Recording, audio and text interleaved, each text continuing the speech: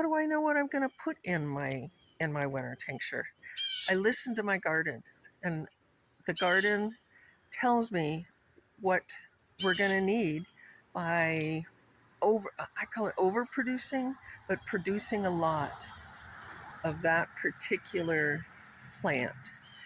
And by being an herbalist and being a wise woman and knowing what those herbs do, let me plan what the winter tincture will be. Every year, my garden talks to me and it tells me what the flu season's going to be like. And this year, it's going to be a doozy. I'm seeing a lot of what's called gumweed. It's native here in Colorado. It's been used by the first people for the same thing that I'm going to use it for, which is heavy, thick lung mucus, the kind that you just can't cough out. Okay, getting set up to go out and harvest gumweed. Super sticky, comes by its name, gumweed, honestly. Got some rubber gloves, got a cutter, and my glass gallon jar. Here we have the gumweed. You can see in the center, it is, unsurprisingly, gummy. It has these yellow flowers. So I'm going to go through and cut everything but what looks like it's going to be in go to seed. Now this is my garden. I own this land, and it is impinging upon my squash bed. So I will be taking this out because right now it's stopping all the water from getting onto my poor pumpkin.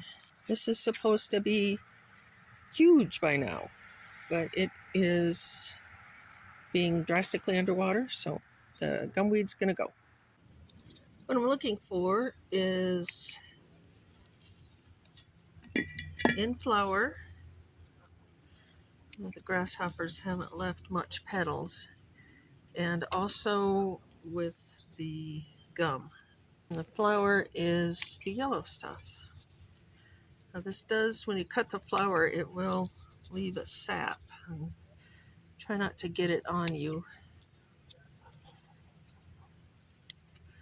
These saps can be a little irritating in direct skin contact.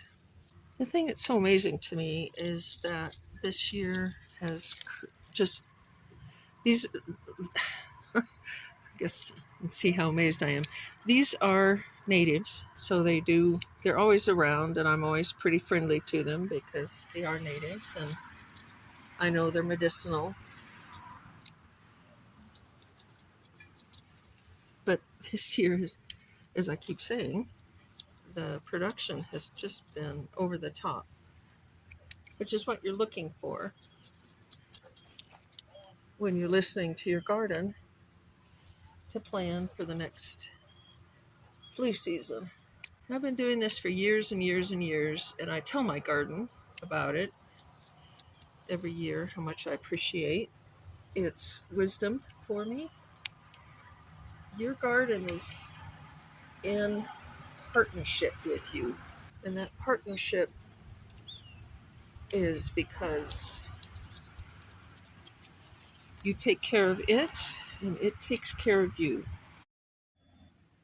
Okay, this has pretty much everything that I'm considering to be useful. So here's my jar, and given how much there is, normally that would be about as much as I would use. I will be probably getting this jar about, I don't know, we'll see, at least a third full of the gumweed blossoms.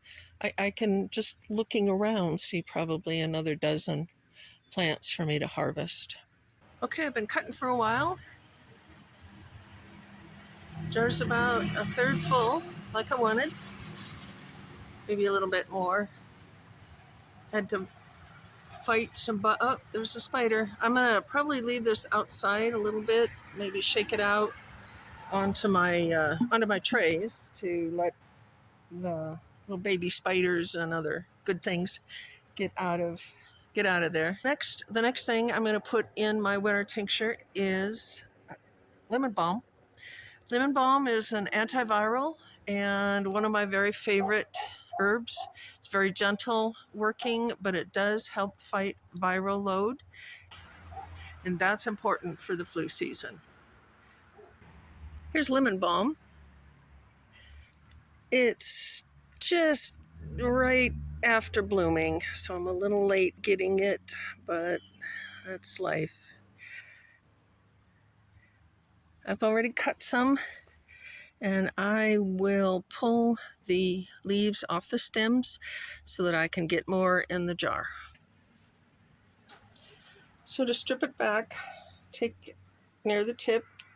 Oh, it breaks off. Take it near the tip, and I just run my fingers down. And there you've stripped back the good part and left the stick. So this is the winter tincture I'll be making this year. I had a bit left over from last year, so I'm going to go ahead and retincture that. What that means is that's already a finished tincture and had a lot of thyme and lemon balm from last year. So this year I'm boosting up the thyme or the lemon balm a little bit more and adding the gumweed to help with lung health. So I do this a lot. I will retincture a tincture, and I will add additional alcohol. But this allows me to get a stronger tincture so that the healing can take place without having to take a lot, because it tastes really bad.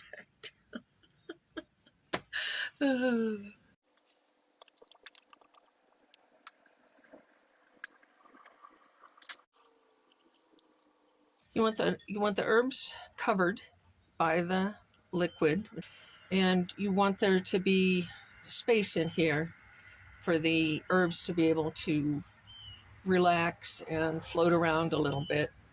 So this is pretty good. And here's plastic wrap over the top of the surface of the vodka. And this is gonna keep the vodka from evaporating, and also keep the herbs submerged so that they don't get moldy or yucky in the 4 to 6 weeks that this will be sitting here. So I tell it every day how much I appreciate it and what I hope that it does as far as healing people and fighting flus and making everybody feel better.